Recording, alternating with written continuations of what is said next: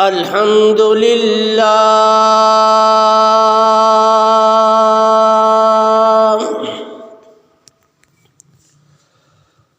الحمد لله نحمده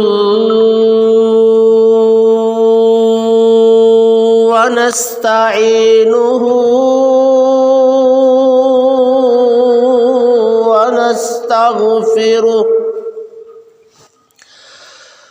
ونستغفره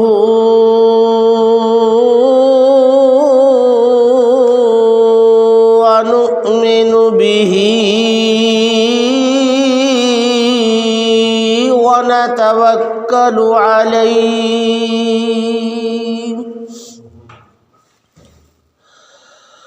ونعوذ بالله من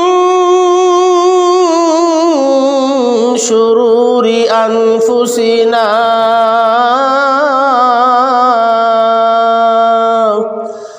ومن سيئات أعمالنا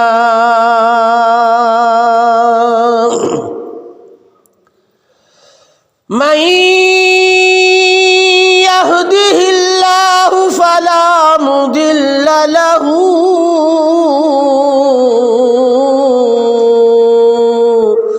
ومن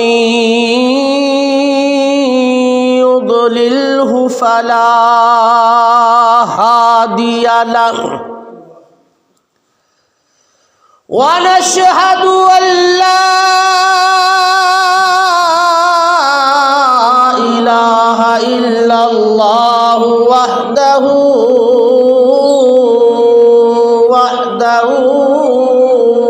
لا شريك له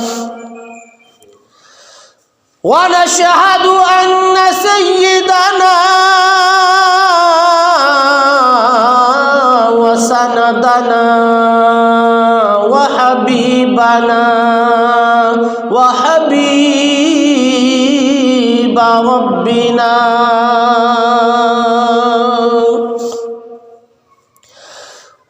ومحبوبنا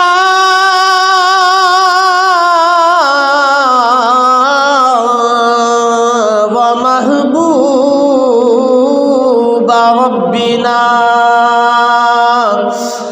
وطبيبنا وطبيب قلوبنا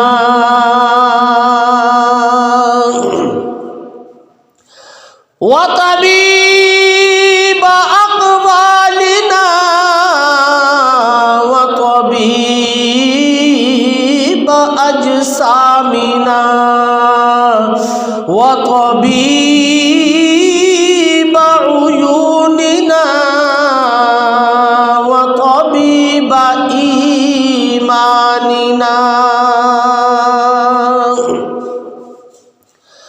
ورؤوفنا ورحيمنا وبشيرنا ونذيرنا ووسيلتنا وملجانا ومأوانا وأولانا وآخرنا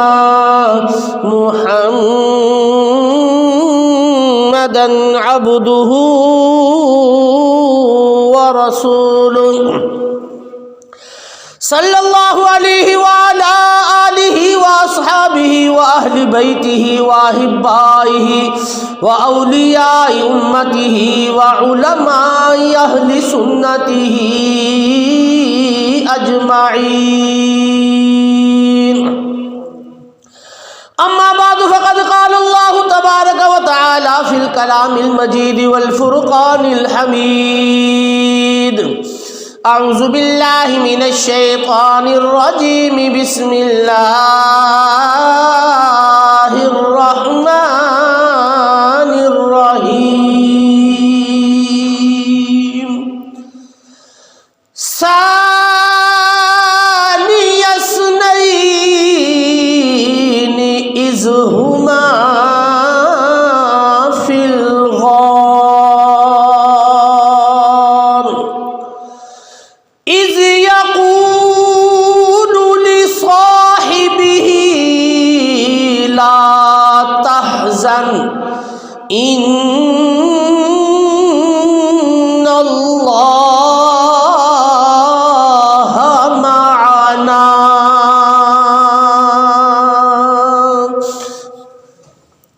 صدق اللہ مولانا العظیم وصدق رسولہ النبی الکریم الامین ونحن علی ذلک من الشاہدین والشاکرین والحمد للہ رب العالمین. ان اللہ وملائکتہ یصلون علی النبی یا ایہا الذین آمنوا صلوا علیہ وسلموا تسلیما. پڑھیے صلی اللہ علیہ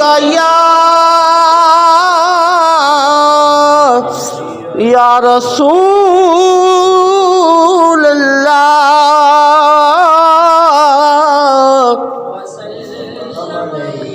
وسلم علیک یا حبیب اللہ.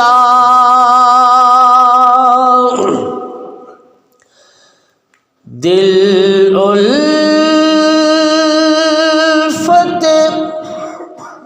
سرکار بسانے کے لیے ہے. دل الفت سرکار بسانے کے لیے ہے. دل الفت سرکار بسانے کے لیے ہے. جائیں آپ کی حرمت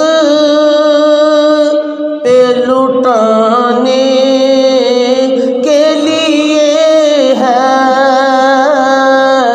جائیں آپ کی حرمت پہ لٹانے کے لیے ہے.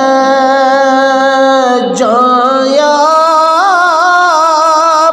کی حرمت پہ لٹانے کے لیے ہے.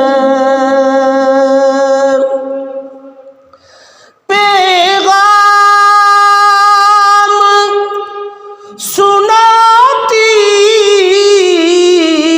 ہے یہی آیت توحید.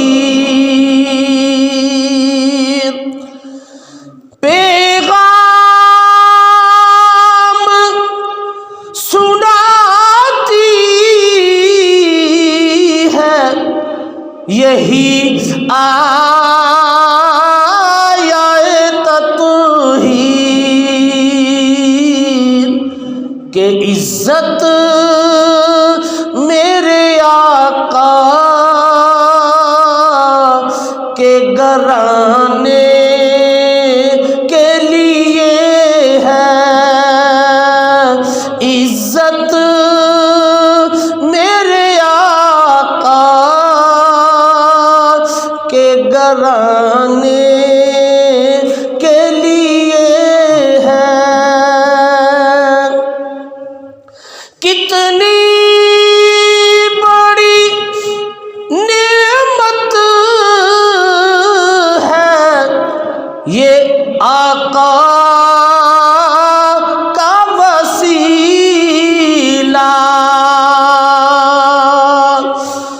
کتنی بڑی نعمت ہے یہ آقا کا وسیلہ کہ بندوں کو جو مولا سے ملانے کے لیے ہے. بندوں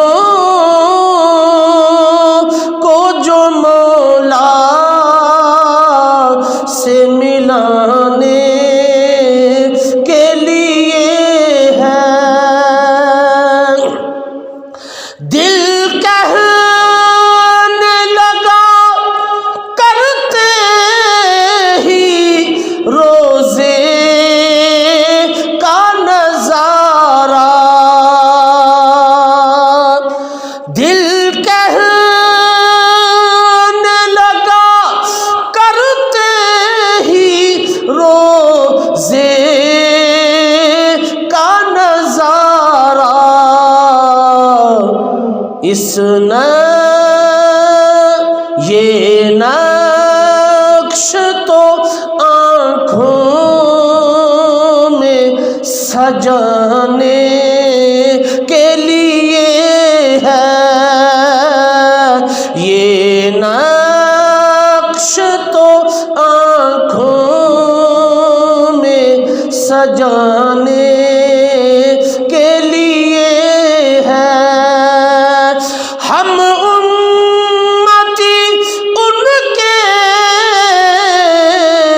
تو کیسے رہے محروم، ہم امتی ان کے تو کیسے رہے محروم، جب ان کا کرم سارے زمانے کے لیے ہے، جب ان کا کرم سارے زمانے کے لیے ہے، سرور جو بلاوا نہیں آیا کئی دن سے، سرور جو بلاوا نہیں آیا کئی دن سے، یہ تیری طلب اور بڑھانے کے لیے ہے، یہ تیری تڑپ اور بڑھانے کے لیے ہے، دل الفت سرکار بسانے کے لیے ہے، جان ان کی جان آپ کی حرمت پہ لٹانے کے لیے ہے۔ نہایت ہی واجب الاحترام بزرگوں اور دوستوں، اللہ تبارک و تعالی جل شانہ کی حمد و ثنا، آقا نامدار تاجدار انبیاء امام الکبریاء رؤوف الرحیم رحمت للعالمین، تاجدار مدینہ سرور سینہ ہادی کل مولا کل دنائے سبل ختم الرسل، آئینہ جمال کبریاء احمد مجتبی حضرت محمد مصطفیٰ صلی اللہ علیہ وسلم کی بارگاہ اقدس میں درود و سلام کا نذرانہ پیش کرنے کے بعد دعا ہے کہ رب ذوالجلال مجھے حق بیان کرنے، ہم سب کو سن کر اس پر عمل کرنے کی توفیق عطا فرمائے، وما توفیقی الا باللہ العلی العظیم۔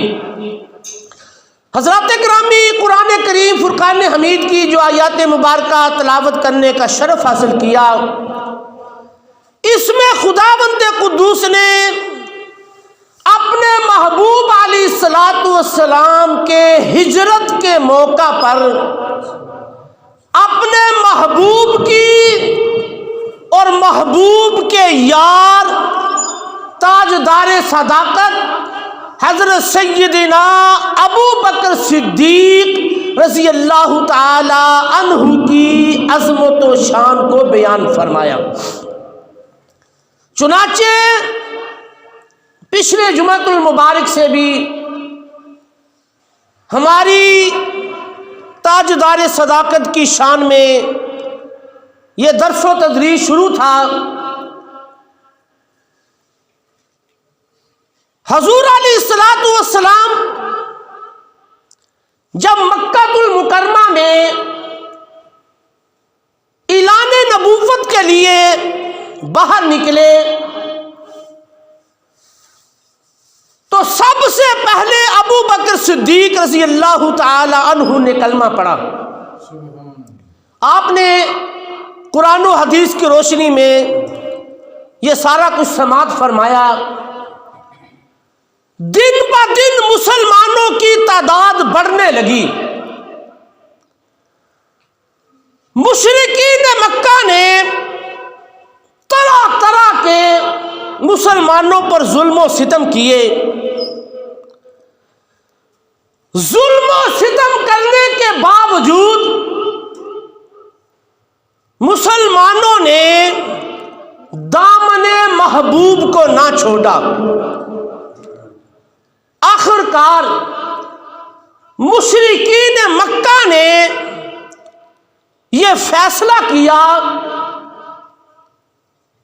کہ جو بھی جاتا ہے واپس نہیں آتا۔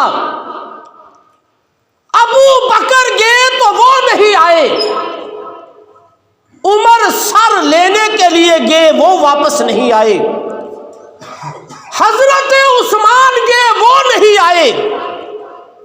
جو بھی جاتا ہے اسی نبی کا ہو جاتا ہے۔ انہوں نے فیصلہ کیا کیوں نہ ایسا کام کیا جائے کہ نہ رہے بانس نہ بجے بانسری، کہنے لگے معاذ اللہ مسلمانوں کے نبی کو ہی قتل کر دیا جائے، نہ کلمہ پڑھانے والا ہوگا نہ کلمہ پڑھنے والے ہوں گے، کام ہی ختم کر دیا جائے۔ رات کی تاریکی میں یہ فیصلہ کیا۔ مختلف لوگوں نے رائے دینے کے بعد مشرکین مکہ نے آخر یہ طے پایا کہ 40 بہادروں کا، نوجوانوں کا انتخاب کیا جائے، ہر قبیلہ سے ایک جوان لیا جائے، وہ 40 نوجوان، وہ 40 بہادر رات کی تاریکی میں میرے محبوب علیہ الصلوۃ والسلام کے گھر کا محاصرہ کر لے۔ جب حضور علیہ الصلوۃ والسلام صبح نماز فجر کے لیے نکلے تو وہ 40 بہادر جوان مل کر حضور پر حملہ کریں اور معاذ اللہ مسلمانوں کے نبی کو قتل کر دیں۔ نہ نبی ہوگا، نہ کلمہ پڑھنے والے ہوں گے، نہ بانس ہوگا نہ بانسری بجے گی، ان کا سرے سے ہی کام تمام کر دیا جائے۔ یہ فیصلہ کر کے 40 بہادروں کو، نوجوانوں کو تیار کیا، تلواریں دیں، اور اس کی حکمت یہ بتائی کہ جب ہر قبیلے سے ایک جوان ہوگا اس کا فائدہ یہ ہوگا نہ حضور کا خاندان اس کا بدلہ لے سکے گا، نہ ہی غلامان رسول اس کا بدلہ لے سکیں گے، کیونکہ ہر قبیلے سے کیسے ٹکرائیں گے، لڑیں گے۔ مختصر 40 بہادروں جوانوں نے میرے محبوب علیہ الصلوۃ والسلام کے گھر کا محاصرہ کر لیا۔ جب 40 جوان تلواریں لیے ہوئے میرے محبوب علیہ الصلوۃ والسلام کے گھر پر آ گئے، اللہ جل شانہ نے جبریل علیہ الصلوۃ والسلام کو حکم فرمایا، یا جبریل، اے جبریل۔ جبریل نے عرض کی، حکم یا رب جلیل، اے میرے رب حکم فرمائے۔ اللہ جل شانہ نے فرمایا، جبریل جاؤ میرے محبوب علیہ الصلوۃ والسلام سے فرماؤ کہ مکہ کو چھوڑ کر مدینہ کی طرف ہجرت فرما جاؤ۔ اب ذرا غور فرمانا، توجہ فرمانا، اللہ جل شانہ پہلے بھی حکم دے سکتا تھا، اس کافروں کے منصوبے سے پہلے اللہ حکم دے دیتا کہ میرے محبوب ہجرت فرما جاؤ، لیکن اللہ نے اس وقت محبوب کو ہجرت کا حکم دیا کہ جب کافروں نے آپ کے گھر کا محاصرہ فرما لیا تو اللہ نے کائنات کو بتایا، اس کی حکمت یہ تھی کہ حقیقی ستار میں ہوں، فرمایا انہوں نے گھر کا محاصرہ بھی کر لیا لیکن اس کے باوجود میں اپنے محبوب کی حفاظت فرماؤں گا۔ اللہ اکبر۔ اللہ جل شانہ نے حکم فرمایا، جبریل میرے محبوب علیہ الصلوۃ والسلام سے جا کر کہو کہ حضرت علی رضی اللہ تعالی عنہ کو اپنے بستر پر لٹا دو، ابو بکر صدیق کو ساتھ لے کر غار ثور کی طرف ہجرت فرما جاؤ۔ اب ذرا غور فرمانا، توجہ فرمانا، محبت کی باتیں۔ حضور علیہ الصلوۃ والسلام نے حضرت علی رضی اللہ تعالی عنہ کو حکم فرمایا کہ میرے پاس یہ لوگوں کی امانتیں ہیں، اے علی میرے بستر پر چادر تان کر لیٹ جاؤ، صبح اٹھنا لوگوں کی امانتیں واپس کر کے تم بھی مدینہ کی طرف ہجرت فرما جانا۔ اب حضرت علی رضی اللہ تعالیٰ عنہ نے حکم سنا تو سر تسلیم خم فرمایا، حالانکہ باہر 40 بہادر تلواریں لیے کھڑے ہوئے ہیں۔ حضرت علی رضی اللہ تعالیٰ عنہ نے یہ نہیں کہا کہ یا رسول اللہ صلی اللہ علیہ وسلم آپ مجھے موت کے منہ میں سلا رہے ہیں، ابھی وہ 40 بہادر اگر اندر آ گئے تو آپ کے بستر پر میں لیٹا ہوا مجھے تو قتل کر دیں گے۔ حضرت علی رضی اللہ تعالی عنہ ذرہ بھر بھی پریشان نہیں ہوئے، کہا یا رسول اللہ صلی اللہ علیہ وسلم جس طرح آپ کا حکم ہے علی اسی طرح کرے گا۔ حضرت علی رضی اللہ تعالیٰ عنہ سے پوچھا بھی گیا، سوال کیا گیا، علی باہر کافر کھڑے ہوئے تھے، ننگی تلواریں لے کر کھڑے تھے اور تم حضور کے بستر پر لیٹے، اتنی سخت رات تمہیں کیسے نیند آ گئی؟ حضرت علی رضی اللہ تعالیٰ عنہ فرمانے لگے، خدا کی قسم اتنی گہری نیند کبھی آئی ہی نہیں جتنی گہری نیند مجھے اس رات آئی ہے۔ نعرہ تکبیر، اللہ اکبر، نعرہ رسالت، نعرہ رسالت، نعرہ حیدری، نعرہ تحقیق۔ کیوں؟ حضرت علی رضی اللہ تعالیٰ عنہ فرمانے لگے، مجھے حضور کی بات پر یقین تھا۔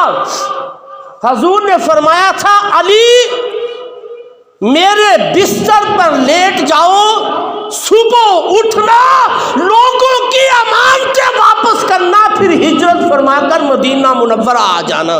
حضرت علی فرماتے ہیں مجھے یقین تھا اب میں مرتا نہیں۔ جب حضور نے فرما دیا صبح اٹھنا، فرمایا میں صبح اٹھوں گا، لوگوں کی امانتیں واپس کروں گا، پھر مدینہ ہجرت بھی فرماؤں گا۔ علی کہنے لگے کہ جس کو سلانے والے مصطفیٰ ہو پھر اس کو جگانے والا کون ہو سکتا ہے؟ اللہ اکبر۔ میرے محبوب علیہ الصلوۃ والسلام اپنے گھر مبارک سے نکلے، حضور علیہ الصلوۃ والسلام نے سورہ یاسین کی تلاوت فرمائی۔ میرے محبوب علیہ الصلوۃ والسلام کو رب نے حکم فرمایا، محبوب سورہ یاسین کی تلاوت فرماؤ اور ان کے درمیان سے نکل جاؤ۔ میرے محبوب علیہ الصلوۃ والسلام نے تلاوت فرمائی، یاسین والقرآن الحکیم انک لمن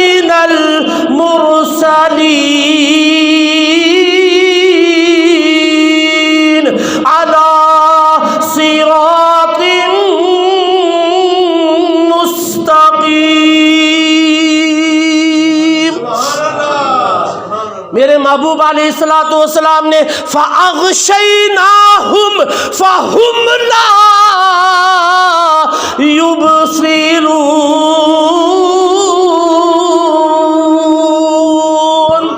حضور نے یہاں تک تلاوت فرمائی اور زمین سے ریت کی مٹی کی مٹھی بھری اور کافروں کے سروں پر پھینک دی۔ حضور علیہ الصلوۃ والسلام ان کے درمیان سے گزر گئے۔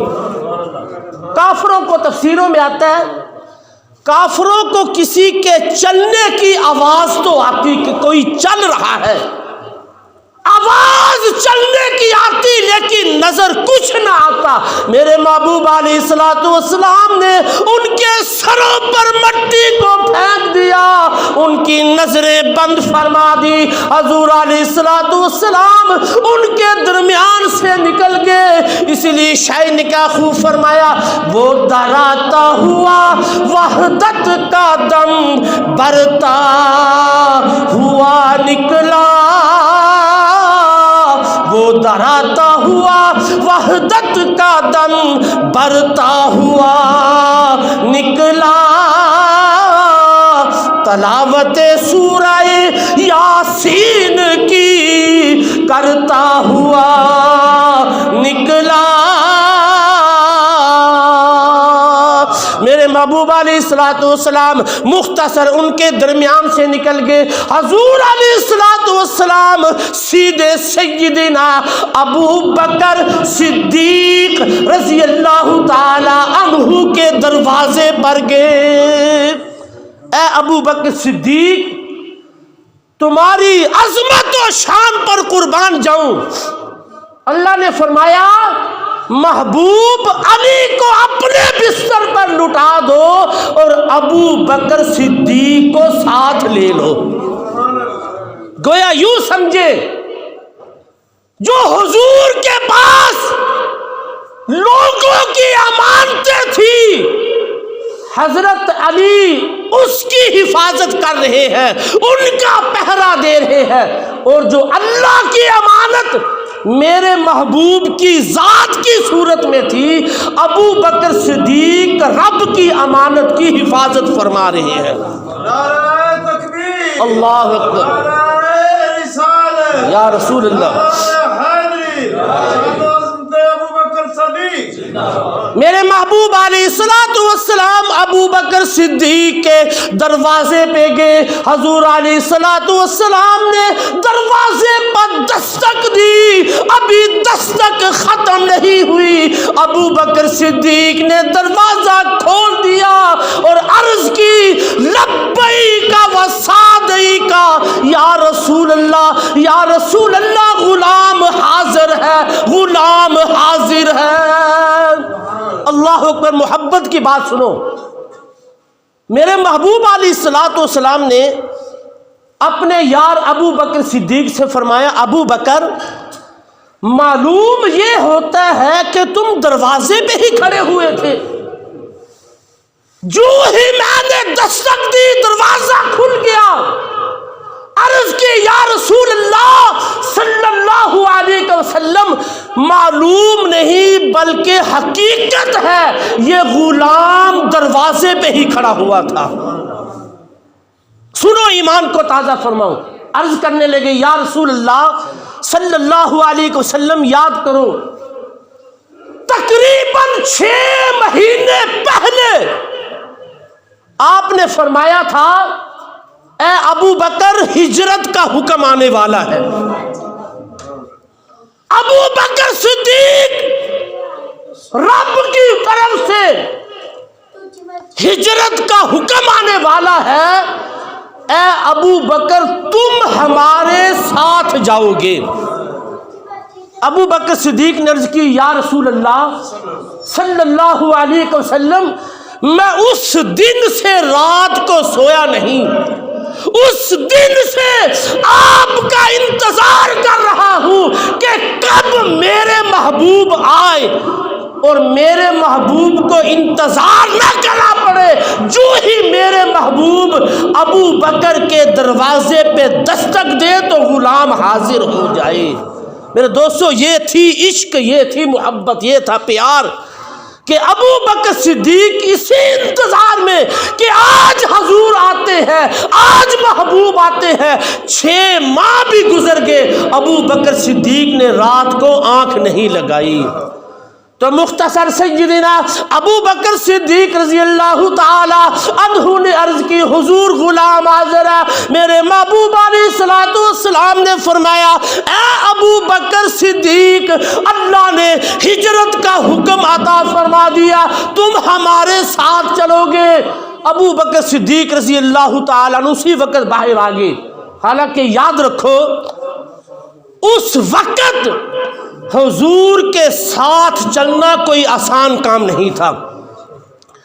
پتا تھا کہ 40 جوان بہادر پیچھے تلواریں لیے کھڑے ہیں، اگر پتہ چل گیا ابھی آئیں گے معاذ اللہ قتل بھی کر سکتے ہیں۔ میرے دوستو ابو بکر صدیق نے اپنی جان کی پرواہ نہ کی، کہا یا رسول اللہ جس طرح آپ کا حکم ہے غلام اسی طرح حاضر ہے۔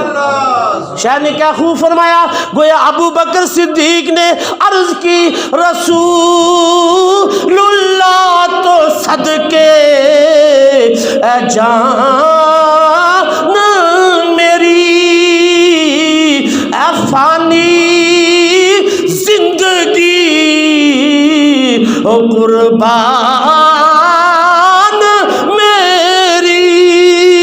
میں مختصر کرتا ہوں، میرے محبوب علیہ السلام نے ابو بکر صدیق کو ساتھ لیا اور غار ثور جو مکہ سے 3 میل دور جنوب کی جانب بلند پہاڑ کی چوٹی پر واقع ہے، حضور علیہ السلام نے اس کی طرف سفر شروع فرما دیا۔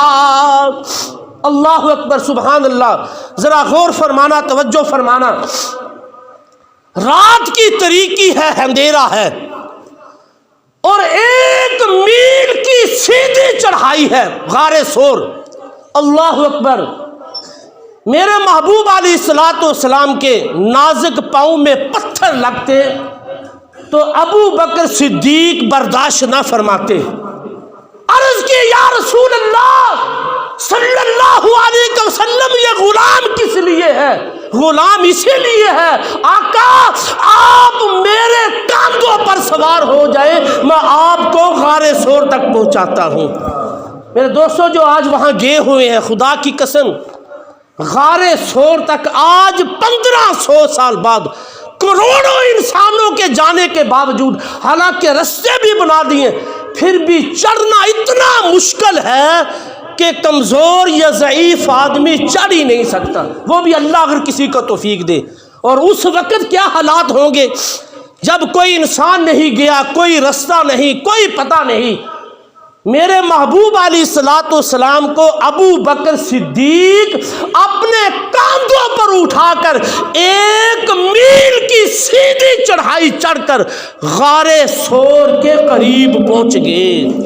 سبحان اللہ، سبحان اللہ۔ ذرا غور فرماؤ، ذرا توجہ فرماؤ، جب غار ثور قریب آیا ابو بکر صدیق رضی اللہ تعالی عنہ نے عرض کی یا رسول اللہ صلی اللہ علیہ وسلم آپ ذرا ٹھہریے، میں غار کو صاف کر لوں، آپ کی شیان شان بنا لوں۔ یا رسول اللہ کوئی موذی جانور نہ ہو کہ آپ کو تکلیف پہنچائے، پہلے ابو بکر صدیق جاتا ہے، غار کو صاف کرتا ہے، آپ کی شان کے مطابق بناتا ہے، پھر آپ اندر تشریف لانا۔ حضرت سیدنا ابو بکر صدیق رضی اللہ تعالیٰ عنہ غار میں گئے، غار کو صاف کیا، کیا دیکھا کہ غار میں بہت زیادہ سوراخ ہے۔ ابو بکر صدیق نے اپنے تن کے کپڑے پھاڑ کر، اپنا امامہ چادر پھاڑ کر غار کے سارے سوراخوں کو بند فرمایا، ایک سوراخ باقی رہ گیا۔ حضرت ابو بکر صدیق نے اس سوراخ پر اپنا پاؤں رکھا، ایڑی رکھی اور آواز دی یا رسول اللہ صلی اللہ علیہ وسلم اندر تشریف لے آئے۔ میرے محبوب علیہ غار سور کے اندر داخل ہوئے، رات کی تاریکی ہے، میرے محبوب علیہ السلام نے فرمایا اے ابو بکر صدیق ہم آرام کرنا چاہتے ہیں۔ ابو بکر صدیق نے عرض کی یا رسول اللہ صلی اللہ علیہ وسلم یہ جولی آپ کے لیے ہے، حضور اپنا سر انور میری جولی میں رکھو اور آرام فرما لو۔ اللہ اکبر۔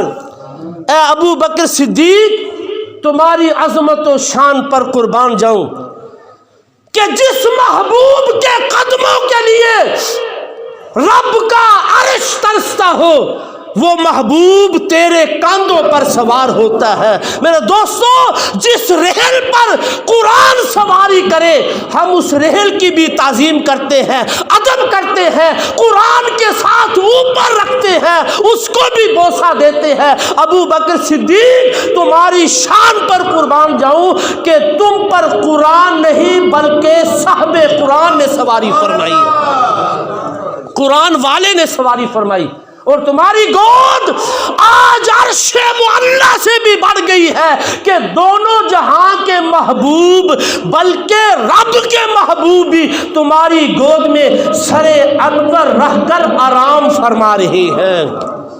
حضرت ابو بکر صدیق رضی اللہ تعالی عنہ نے جو سوراخ بند کیے تھے وہ سوراخ ایک سانپ نے نکالے تھے، بڑا پرانا سانپ، سیدنا عیسیٰ علیہ السلام کے دور کا سانپ۔ اس نے عیسیٰ مدارج النبوت میں یہ واقعہ لکھا ہے کہ عیسیٰ علیہ السلام سے پوچھا کہ مکہ کو کون سا راستہ جاتا ہے؟ عیسیٰ علیہ السلام نے سانپ سے فرمایا تم مکہ میں کیا کرو گے؟ اس نے کہا آخری نبی حضرت محمد مصطفیٰ صلی اللہ علیہ وسلم کا نام نامی اس میں گرامی سنا ہے، میں آپ کی زیارت کرنا چاہتا ہوں۔ عیسیٰ علیہ السلام نے فرمایا میرا اور اس نبی میں 600 سال کا فیصلہ ہے۔ اس سانپ نے کہا میں اللہ کی رحمت سے نا امید نہیں ہوں، انشاءاللہ میرے رب نے چاہا میں ضرور محبوب کا دیدار فرماؤں گا۔ تو عیسیٰ علیہ السلام نے فرمایا وہ محبوب ہجرت کر کے اس غار میں تشریف لائیں گے۔ اس دن سے وہ سانپ اس انتظار میں تھا کہ کب محبوب آئیں اور میں محبوب کا دیدار فرماؤں۔ تو سانپ جس سوراخ سے جاتا اس سوراخ کو بند پاتا۔ اللہ اکبر۔ ایک سوراخ میں کسی انسان کا پاؤں دیکھا، گوشت دیکھا، تو انسان کا پاؤں دیکھ کر اس سانپ نے کہا کوئی معمولی شخص ہوگا، پاؤں کو ہٹا لے گا۔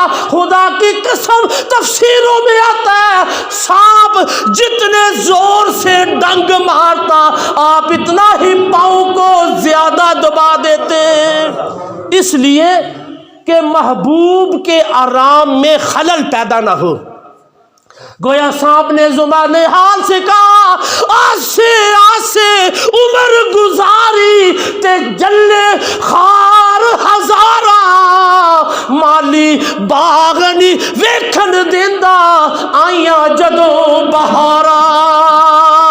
میرے دوستو وہ سانپ نے تو اس لیے سوراخ نکالے تھے، محبوب کی خوشبو آئی تو سانپ تڑپ گیا کہ محبوب کا دیدار فرماؤں گا، لیکن سارے دروازے بند ہیں۔ گویا سانپ نے زبان حال سے کہا اے ابو بکر صدیق میں بڑا پرانا سانپ ہوں، جس کو ڈستا ہوں وہ پانی نہیں مانگتا۔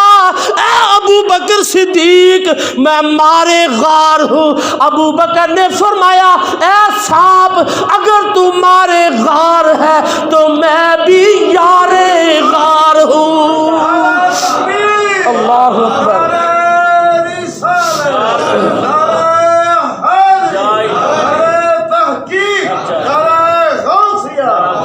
فرمایا اگر تو مارے غار ہے تو میں بھی یار غار ہوں۔ سانپ آپ نے بڑی کوشش کی لیکن آپ نے پاؤں کو نہ ہلایا. جب زہر سارے جسم میں پھیل گیا تو آپ کی آنکھوں سے آنسو جاری ہوئے اور چہرہ محبوب پر گرے. اے ابو بکر صدیق تمہارے آنسوؤں کو بھی قیمت پڑ گئی ہے. کسی کے آنسو زمین پر گرتے ہیں, کسی کے رومال پر گرتے ہیں, کسی کی اس کی آستین پر گرتے ہیں. اے ابو بکر صدیق اللہ نے تمہارے آنسوؤں کی بھی قیمت لگا دی. فرمایا تمہارے آنسو نکلے اور چہرہ مصطفیٰ پہ گرے.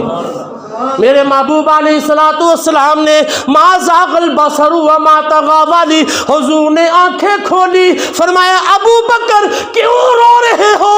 عرض کی یا رسول اللہ مجھے اس سوراخ سے ڈسا گیا. میرے محبوب علیہ السلام نے اپنا لعاب دہن مبارک لگایا. ابو بکر صدیق فرماتے ہیں خدا کی قسم حضور کا لعاب دہن لگنا تھا کہ زہر ختم ہو گیا. گویا ابو بکر صدیق بھی پکار اٹھے ہن میں مر کے بھی نہیں مردا آقا جے تیری نظر ہووے.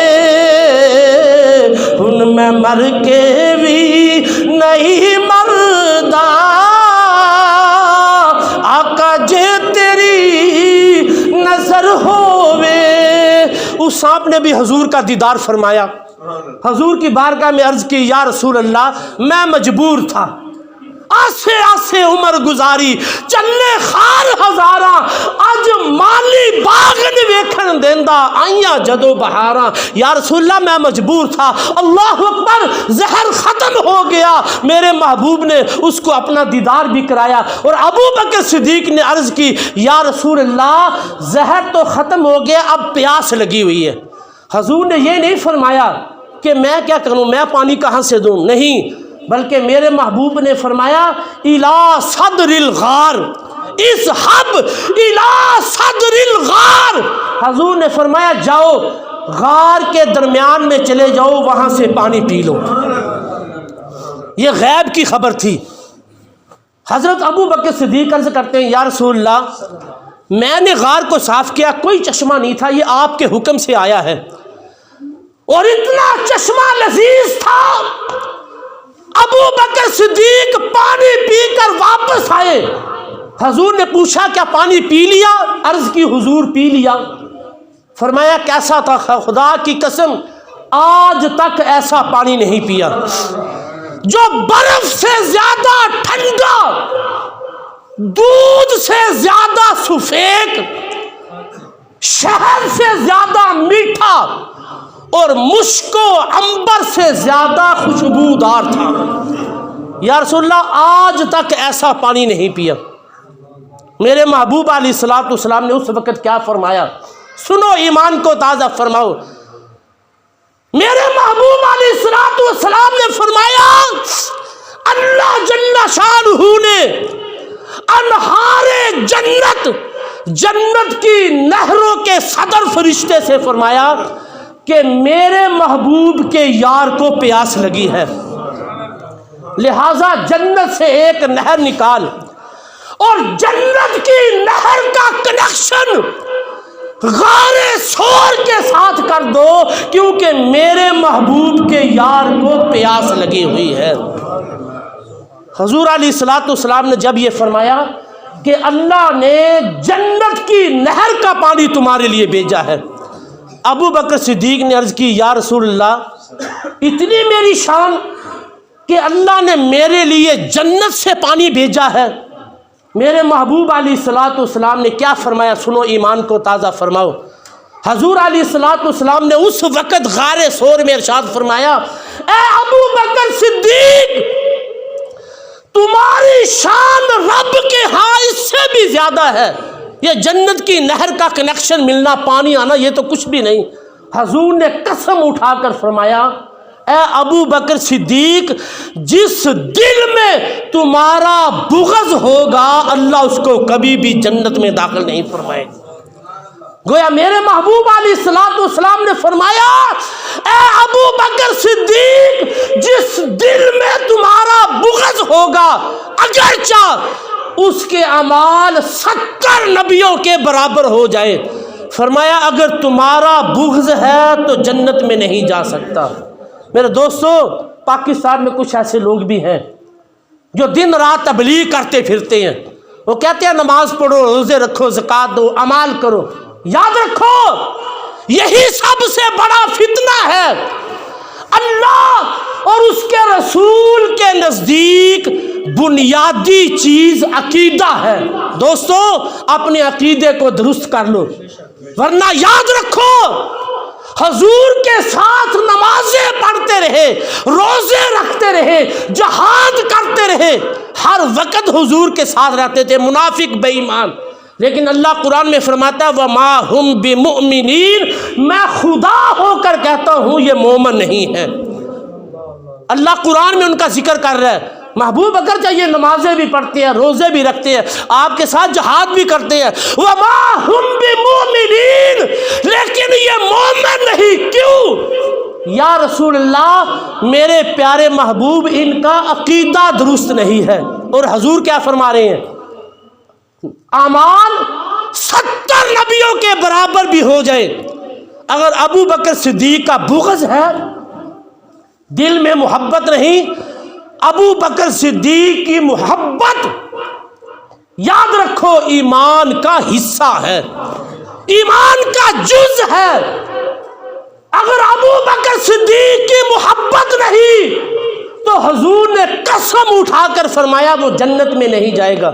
میرے دوستو ذرا سوچو، غور کرو، اگر ابو بکر صدیق کی محبت نہیں تو وہ جنت میں نہیں جا سکتا۔ اگر حضور کی محبت نہ ہو، جو لوگ حضور سے بغض رکھتے ہیں، عناد رکھتے ہیں، اگر حضور کے دل میں محبت نہیں تو وہ کیسے جنت میں جا سکتا ہے؟ اس کے اعمال کیسے قبول ہو سکتے ہیں؟ یہ سوچنے کا مقام ہے، عبرت کا مقام ہے۔ میرے محبوب علیہ الصلوۃ والسلام نے فرمایا 70 نبیوں کے برابر بھی اگر عمل ہو جائے وہ جنت میں نہیں جائے گا جب تک تیری محبت اس دل میں نہ ہو۔ آخری باتیں کر کے ختم کرتا ہوں۔ ابو بکر صدیق کی یہ دل کی غار کی صفائی رب کو اتنی پسند آئی، رب نے فرمایا ابو بکر جب تک تو دل کی صفائی نہ کرے گا، جب تک پہلے تو دل میں نہ جائے گا، تیری محبت دل میں نہ ہوگی، اس وقت تک میرا محبوب کبھی بھی اس دل میں نہیں جائے گا۔ جس طرح تو نے غار کی پہلے صفائی کی ہے پھر محبوب کو داخل کیا ہے، اے ابو بکر اسی طرح ہر دل میں قیامت تک میرا یہ وعدہ ہے جب تک تو دل کی صفائی نہ کرے گا، جب تک تیری محبت دل میں نہ ہوگی، میرا محبوب کبھی بھی اس دل میں داخل نہیں ہو سکتا۔ اللہ اکبر۔ میرے دوستو بزرگوں، یہ غار کی باتیں تھی۔ ادھر مکہ المکرمہ میں صبح حضرت علی بیدار ہوئے تو مشرکین کہنے لگے علی تمہارے محبوب کہاں ہیں؟ حضرت علی فرمانے لگے مجھے کیا خبر، پہرا تم دیتے رہے ہو، رات تم جاگتے رہے ہو اور پوچھتے اس سے ہو جو ساری رات سویا رہا۔ مختصر مشرکین مکہ سارے اکٹھے ہو گئے کہ محبوب نکل گئے، سارے اکٹھے ہو کے کھوجی کو بلایا گیا۔ کھوجی نے حضور کے قدموں کے نشان کو پکڑا، چلتا گیا ابو بکر صدیق کے دروازے پر، پھر وہاں سے دونوں کے قدموں کے نشانوں کو پکڑا، چلتے چلتے کھوجی غار کے منہ تک پہنچ گیا۔ لیکن یاد رکھو غار تک پہنچنے سے پہلے 2 کام ہو چکے تھے۔ اللہ نے مکڑی کو حکم دے دیا تھا کہ جالا تن دے، کبوتری کو اللہ نے حکم دیا کہ انڈے دے دے، یہ 2 کام ہو چکے تھے۔ ذرا غور فرماؤ، توجہ فرماؤ، کھوجی کا کیسا علم تھا۔ آج تو کھوجی ختم ہو گیا، اس وقت کھوجی ہوتے تھے جو قدموں کا نشان دیکھتے دیکھتے چلتے چلتے جب بلندی کے پاس پہنچے تو دیکھا کہ 2 کی بجائے 1 کے قدم ہو گئے۔ کھوجی رک گیا، پریشان ہو گیا کہ دوسرا کہاں غائب ہو گیا، زمین کھا گئی یا آسمان کھا گیا؟ پہلے 2 کے قدم تھے، اب 1 کا قدم ہے۔ تو کسی کافر نے کہا بدبختو بے ایمانو دھیان کرو، غلام ساتھ ہے، ہو سکتا ہے غلام نے اپنے محبوب کو کاندھوں پہ اٹھا لیا ہو۔ چلتے چلتے زمین پر نشان آسانی سے مل جاتے ہیں، لیکن یاد رکھو پتھروں پر نشان بڑے مشکل ملتے ہیں۔ چلتے چلتے جب غار کے منہ تک پہنچ گئے، کھوجی نے کہا کہ یہاں ہے۔ کافروں کے سردار کہنے لگے کھوجی بے ایمان ہم کو دھوکہ دے رہا ہے، سارے دن کی محنت مشقت تو نے ضائع کر دی اور کہتا ہے کہ یہاں ہے۔ یہاں تو جالا تنا ہوا ہے، یہ جالا تو محمد کے پیدا ہونے سے بھی پہلے کا ہے، اگر اس میں جاتے تو جالا ٹوٹ جاتا، آنڈے گر جاتے، آنڈے ٹوٹ جاتے۔ فرمایا تو کہتا ہے کہ یہاں ہے، تو ہم سے جھوٹ بولتا ہے۔ اللہ اکبر، اس وقت کا ذکر اللہ نے قرآن میں فرمایا، اذ ہما فی الغار اذ یقول لصاحبہ لا تحزن ان اللہ معنا۔ فرمایا دو جان، دو میں سے دوسرا، جب وہ دونوں غار میں تھے، ابو بکر صدیق نے دیکھا کہ کافر غار کے منہ پر پہنچ گئے ہیں۔ جب کافروں کو دیکھا غار سے تو حضور کی بارگاہ میں عرض کرنے لگے، اذ یقول لصاحبہ، حضور کی بارگاہ میں عرض کی یا رسول اللہ کافر بالکل غار کے منہ پر پہنچ گئے ہیں۔ تو میرے محبوب نے کیا فرمایا، لا تحزن، اے ابو بکر غم نہ کھا، غم نہ کر، ان اللہ معنا، فرمایا اللہ ہمارے ساتھ ہے۔ محبت کی بات دیکھو، نسبت کی بات۔ حضور نے یہ نہیں کہا کہ اللہ میرے ساتھ ہے، حالانکہ قرآن کا مطالعہ کرو، موسیٰ علیہ السلام جب اپنی قوم کو لے کر نکلے، آگے دریا آ گیا، پیچھے فرعون آ گیا۔ قوم نے کہا موسیٰ تم نے ہم کو مروا دیا، اب ہم پکڑے گے، آگے دریا ہے پیچھے فرعون ہے، اب ہم مارے گے۔ تو موسیٰ علیہ السلام نے قوم سے کیا فرمایا، فرمایا میری قوم پریشان نہ ہو، ان معی یا ربی، فرمایا میرا رب میرے ساتھ ہے۔ ذرا نکتے کی بات سمجھنا، موسیٰ علیہ السلام نے کیا کہا کہ میرا رب میرے ساتھ ہے، یہ نہیں کہا تمہارے ساتھ ہے، فرمایا میرا رب میرے ساتھ ہے، جب وہ میری حفاظت فرمائے گا میری برکت سے وہ تمہاری بھی حفاظت فرما لے گا۔ لیکن حضور یہاں کیا فرما رہے ہیں، یہ نہیں کہا کہ اللہ میرے ساتھ ہے، فرمایا ان اللہ معنا، اے ابو بکر صدیق اللہ میرے ساتھ بھی ہے، اللہ تمہارے ساتھ بھی ہے۔ فرمایا غم نہ کھا، ان اللہ معنا، بے شک اللہ ہمارے ساتھ ہے۔ تو میرے دوستو جو آیات مبارکہ تلاوت کی اس کا آپ نے سادہ سے ترجمہ سماعت فرمایا، اور جو ہجرت کے واقعات تھے آپ نے وہ سماعت فرمائے۔ دعا ہے کہ اللہ جل شانہ ہم سب کو جو سنا سنایا سمجھ کر اس پر عمل کرنے کی توفیق عطا فرمائے۔ انشاءاللہ آئندہ جمعۃ المبارک یہیں سے حضور کی ہجرت کا بیان شروع ہوگا۔ وآخر دعوانا ان الحمد للہ رب العالمین۔ جن حضرات نے سنتے پڑھنے سنتے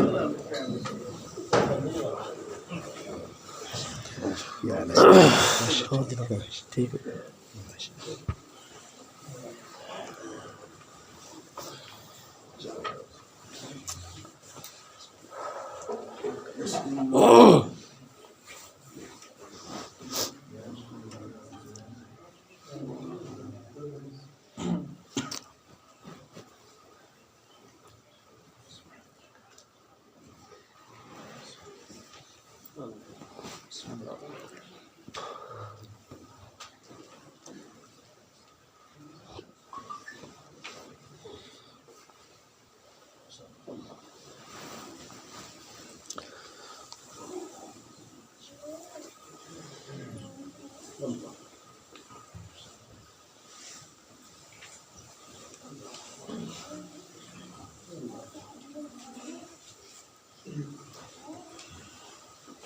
اللہ